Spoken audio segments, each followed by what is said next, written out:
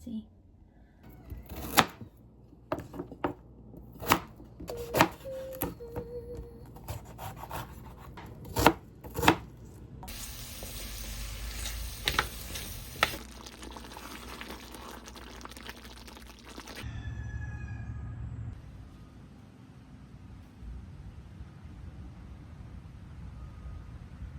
So, dinilatan ko na po lahat ng corn na binigay ng biyanan ko.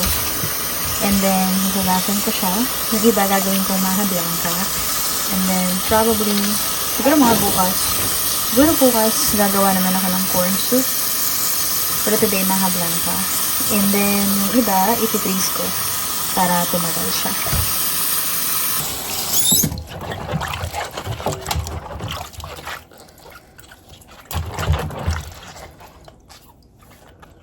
Ganda.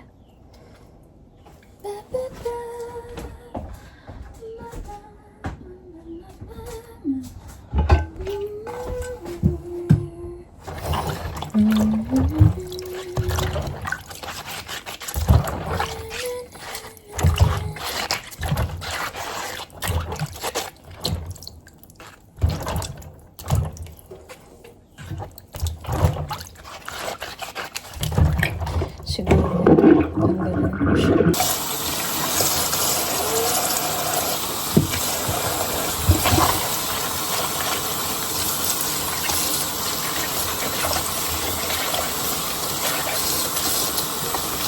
So, natapos ko na siyang hugasan. Patutuyuin ko muna siya. Air dry. Ito naman yung gagamitin ko for maha blanca.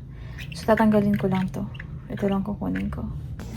Hi po. So, nag-grind ko na tong mais. Gumamit ako ng processor para mabilis. And then, lulutuin ko na yung maha blanca. So, gagamit ako ng coconut milk, condensed, at saka whole milk kasi wala po akong evaporated. Ko na po siya ng coconut, 1 ka ng coconut, 1 ka ng condensed milk, tapos yung ginawa kong dinulog ko na mais kanina. And then whole milk. Tsaka sugar, na nilalagyan ko siya ng butter. Bali, nilagyan ko siya ng cornstarch. Tinunaw ko sa tubig. Tapos, nung nahalo ko na siya, naglagay ako ng maliit na kanang nestle cream para mas maging creamy siya. Okay na po yung maha blanca. I-transfer ko siya sa lagayan, tapos i-ref ko. Inisip ko kung lalagyan ko pa po siya ng cheese kasi ayaw ni Austin ng cheese sa dessert. Pero ako gusto ko kasi yun. But, ganito po yung itsura niya.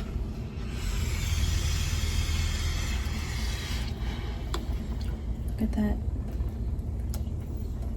Sarap. Tama lang yung tamis.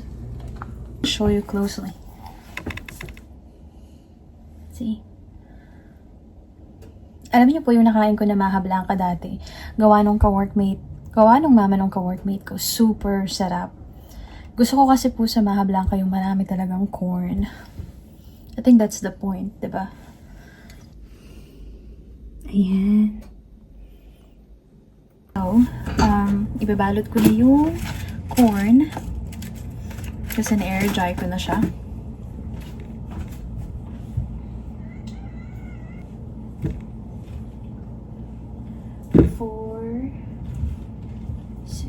Yung iba pinutol ko kasi sira na yung ibang part. So, 2 na lang kada ano.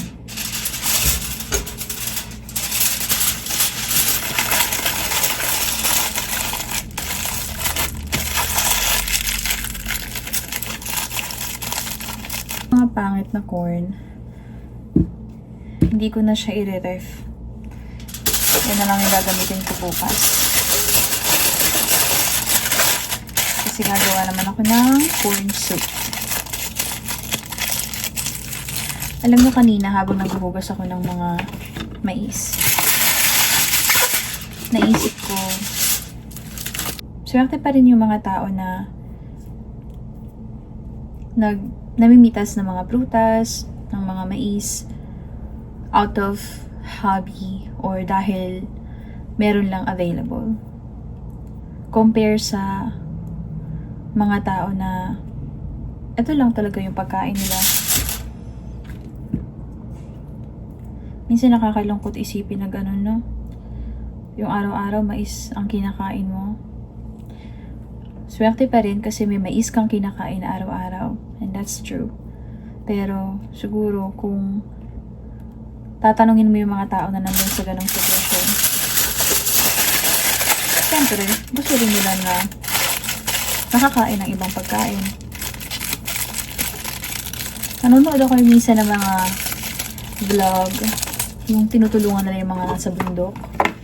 And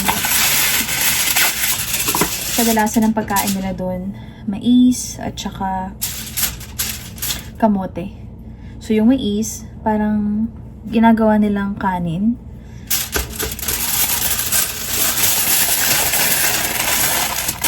Tapos everyday, ganun yung kinakain nila.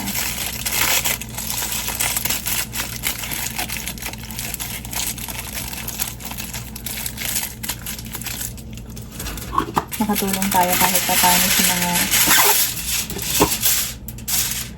tao na walang makain, or mapatikim natin sila ng ibang klaseng pagkain din, no? Para maranasan din nila. Kaya alam mo, kahit hindi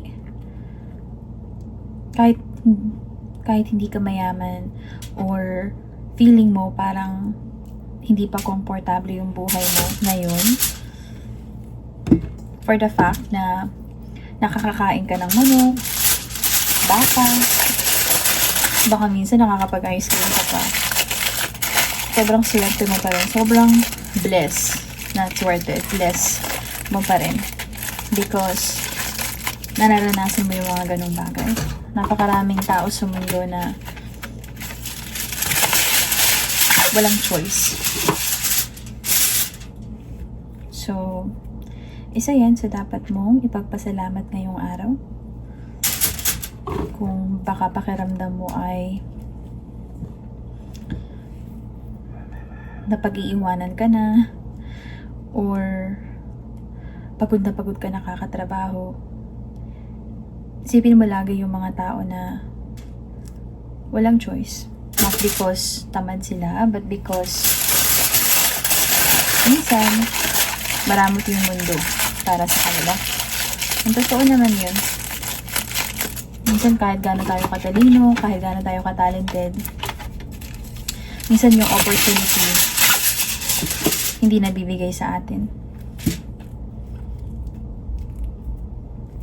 Kaya kung nabigyan ka ng opportunity, dapat palagi mong iisipin na kung may tao na mabibigyan ng opportunity ng gaya ng sayo, baka mas maging magaling sila kaysa sa'yo. And ako kasi ganun yung iniisip ko. So that motivates me to do better every day. Yung hindi ka maging complacent na okay na to, pwede na to. You always try to upskill. Lagi mong iniisip paano ka magiging better. Kasi yung opportunity, hindi yan binibigay sa lahat ng tao.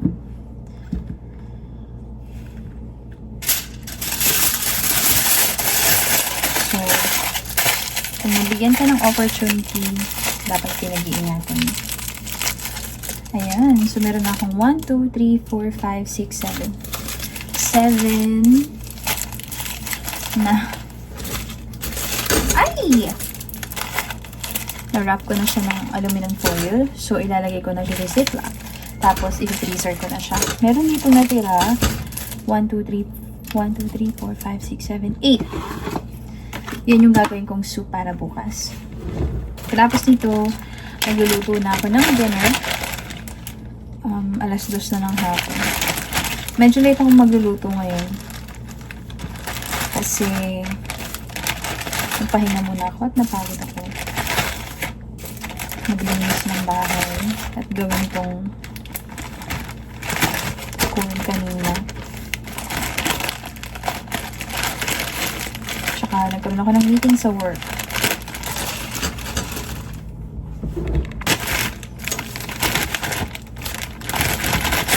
So, hopefully, tumagal to para naman hindi masayang.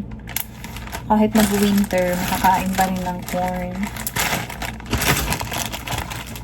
So, freezer ko na siya. Ngayon, itong mga natira, ilalagay ko na lang sa ziplock. Tapos, i-ref ko. And then, bukas, gagamitin ko sila.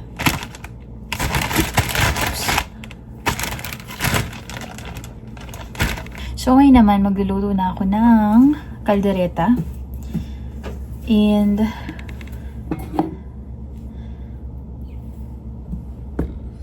gagamit ako ng isang carrots, 2 potato, at saka bell pepper.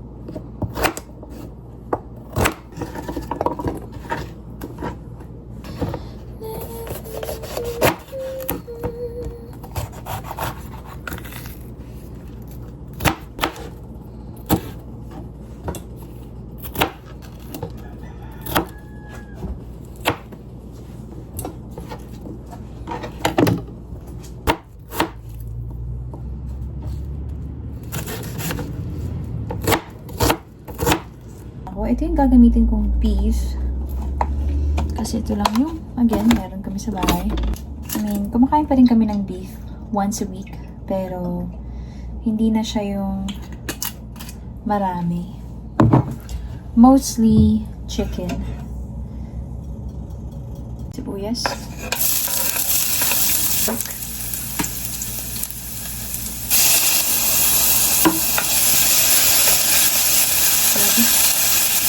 Gulay.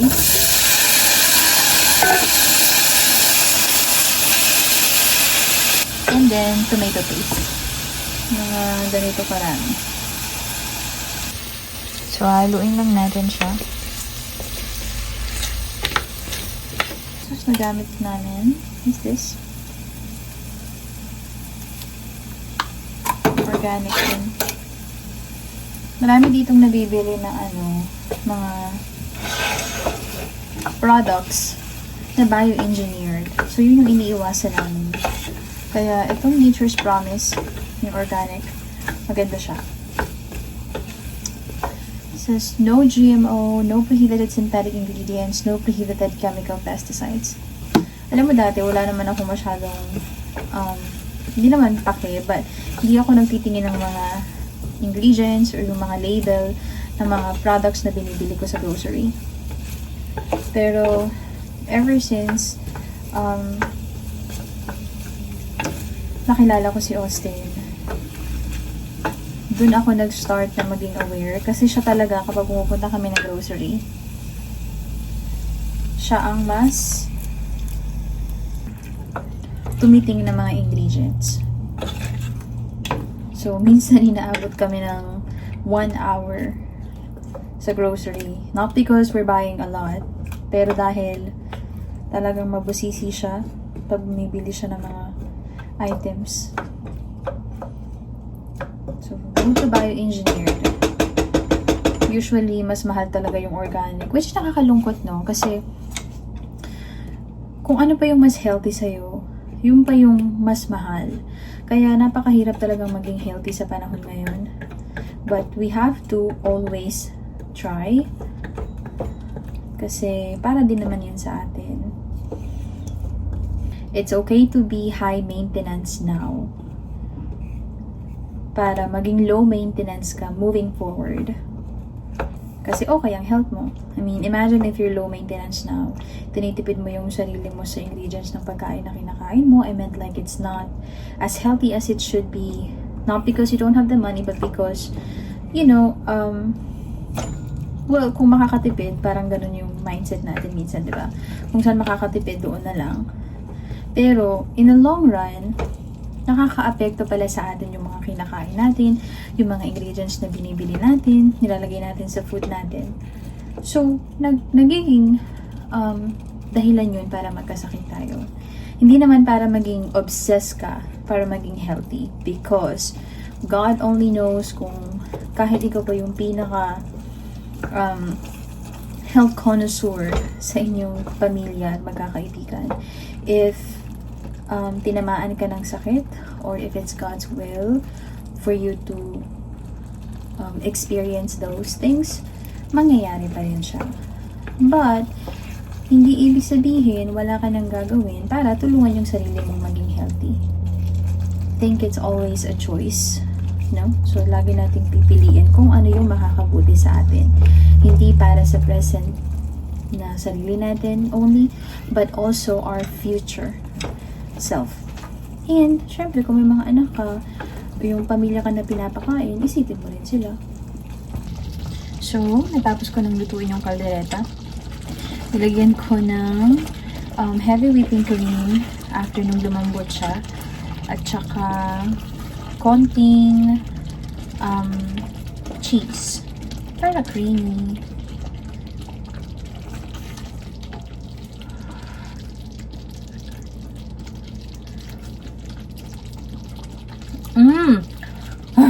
So good.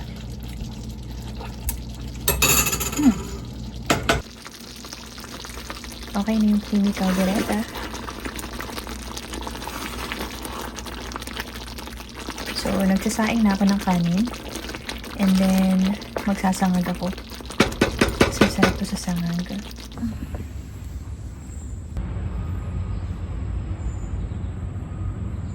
Si Chewy.